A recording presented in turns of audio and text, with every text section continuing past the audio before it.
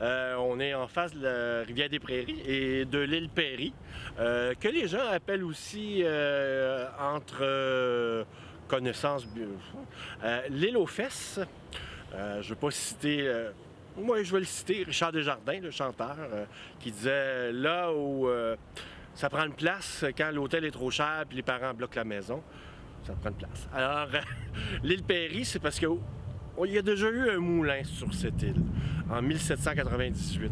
Avant cela, les gens, pour aller au moulin, donc aller chercher de la farine, se rendaient plus dans l'est, aller de la Visitation, dans le coin de Papineau, puis Gouin, où il y avait le site des moulins.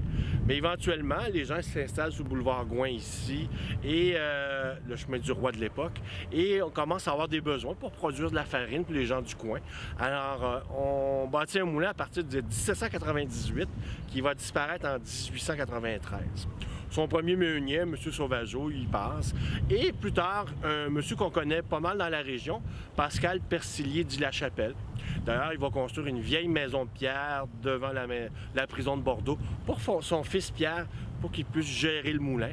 Mais vu qu'il est mêlé dans le mouvement patriote, Pascal Persilier d'Île-la-Chapelle, il va perdre la gestion du moulin. Et qui va gérer le moulin après lui?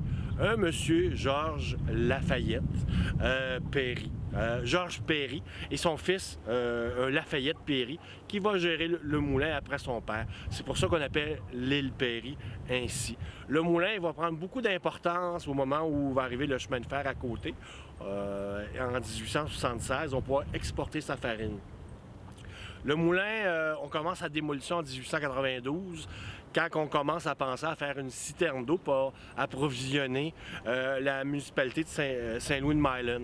Alors, pour s'approvisionner en eau, on va s'installer ici. Mais le projet, après avoir démoli le moulin, s'endette et on ne mène pas le projet à terme. Donc, on a démoli le moulin pour rien. Il en reste rien, le moulin.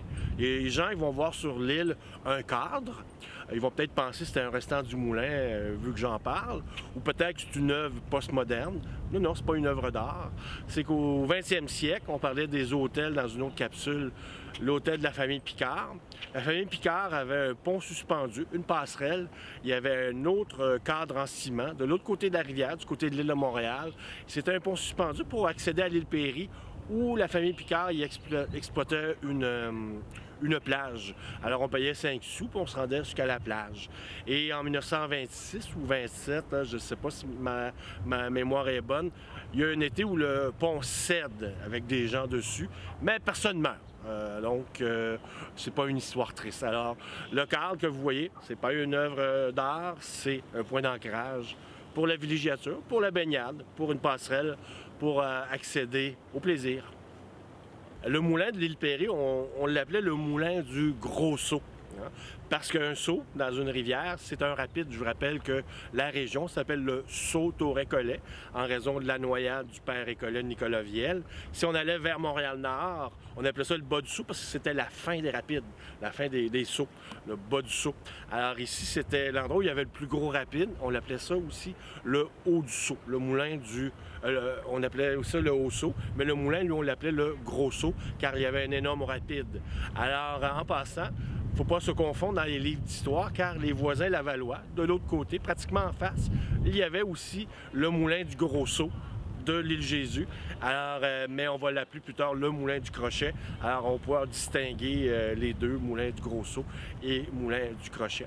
Un des propriétaires du moulin ici, Pascal Persilier d'Île-la-Chapelle, c'est un monsieur qui va faire... il va brasser de la marde.